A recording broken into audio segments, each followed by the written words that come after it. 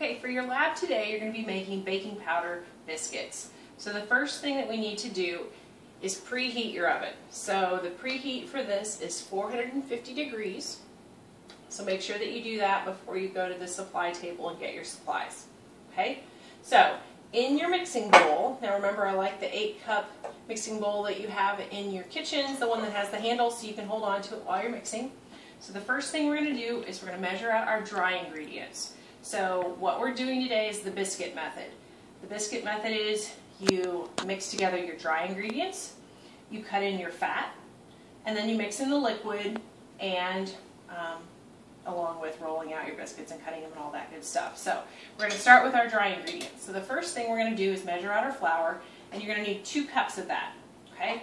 So in my kitchen, this is where I keep my flour. You fluff it, remember? And then you're going to use a straight edge to level it off. Okay, so there's 1 cup.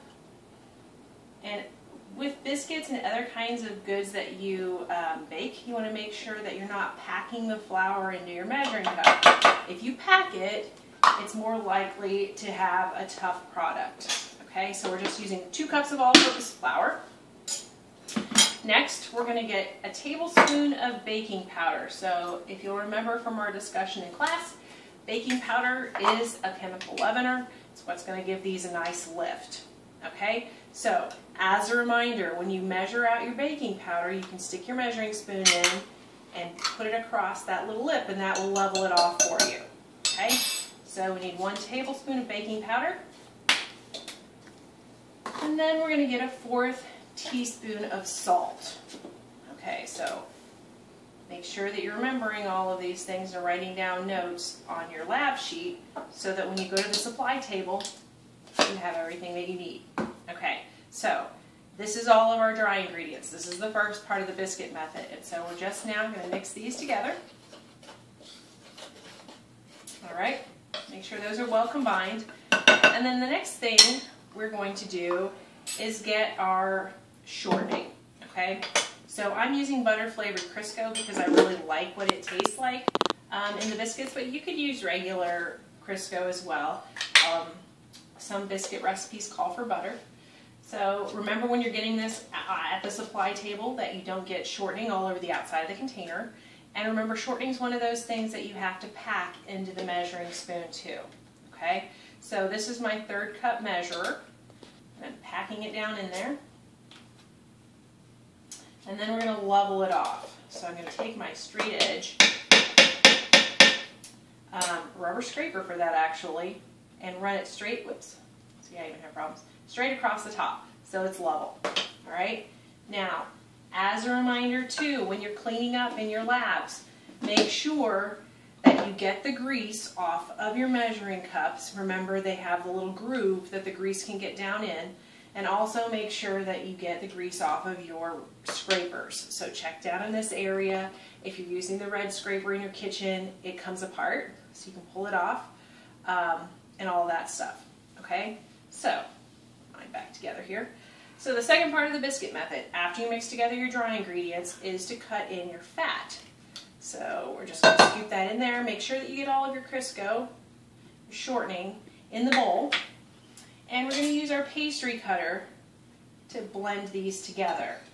Okay, so what I'm going to end up doing is I'm pushing down and I'm just kind of chopping this shortening into the fat. So we're trying to get it completely coated. By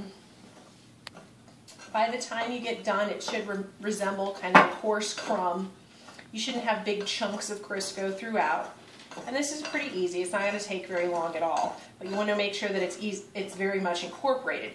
If you pull your pastry blender out and it has big chunks of Crisco, just use your scraper, scrape it off, and go on back in and make sure everything is incorporated nicely. And so once I get done here, I'll put some in my hand so you can see what it looks like.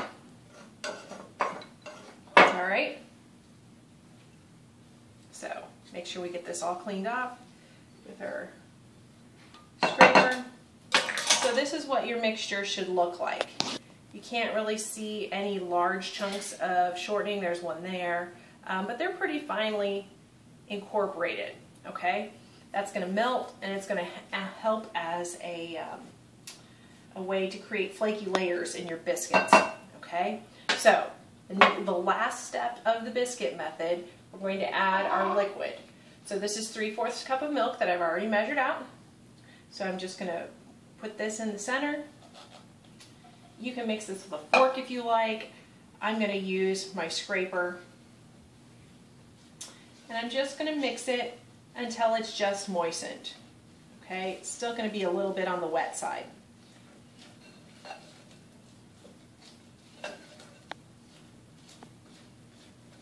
All right, so the next thing that we're going to do, we're going to turn this out onto a lightly floured surface, and we're going to give this a quick knead.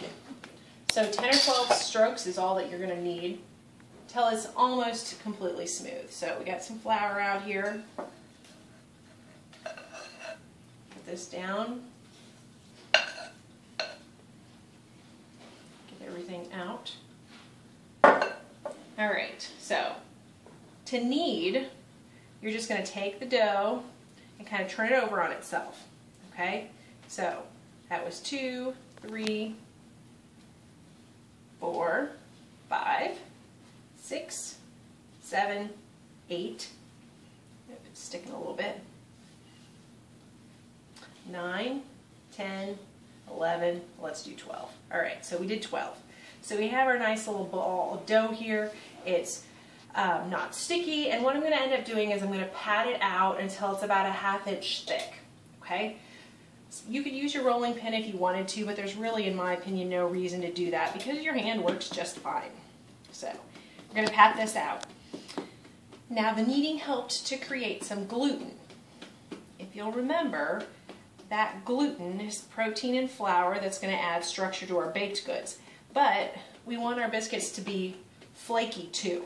So the biscuits that you cut out first are actually going to be a little bit more tender and probably flaky than the ones that you're going to cut out after you smush the dough back together and keep cutting out what you have left. Okay, so this is about a 1/2 inch thickness. I'm going to take my biscuit cutter. Now at school we don't have biscuit cutters, but you can use a regular tall glass, like a drinking glass, to do this as well. So what you're going to do is you're just going to press straight down and give it a little twist each time, and that way. We'll put them on your ungreased baking sheet. It doesn't need to be greased because there's quite a lot of fat in these and they're not going to stick. Okay, so we'll do that. There's my oven. It says that it's preheated.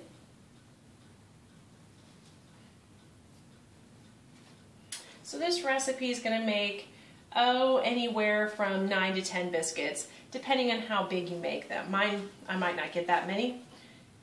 Because my biscuit cutter is a little bit larger. Okay, so I have my biscuits all cut. I'm going to re-smush the dough just a little bit. I'm not being real rough with it. And then I'm going to smash this back out and cut a few more. Okay, so based on what mine look like, I don't think I'll be getting 10 today. But that's all right.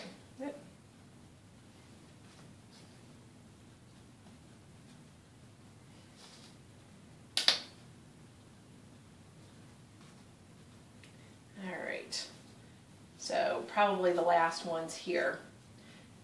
So those that I cut out first, probably going to be a little less tough than these, but they'll still be tasty. All right, so you see I have this little nubbin left. Smash it together, kind of form it into a biscuit. It'll be fine. Somebody can eat it. And so notice that I have these on my cookie sheet. Not greased. There's enough space in between them. And we're going to bake them in our 450-degree oven for 10 to 12 minutes or until they have a nice golden color on the top. Make sure that you watch them. So, you know, check them, set the timer for 9 minutes or so to begin with, see how that works. They might be done at that point. So just make sure that you set the timer and you're paying attention to how these turn out.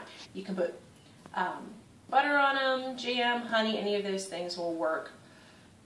So those are the biscuits. while they're baking. You can be cleaning up in your labs. Make sure that when you clean, you get all of the Crisco out of your pastry blender here. Also, anything else that you've used with Crisco, so your measuring spoon, do you remember how you can get that out? What kitchen tool we have to use? Anybody? Remember, you have your veggie brushes in your utensil drawer that you could use to scrub these to make sure that you get all of the little bits and pieces of the Crisco out. Also, make sure that your water is extremely hot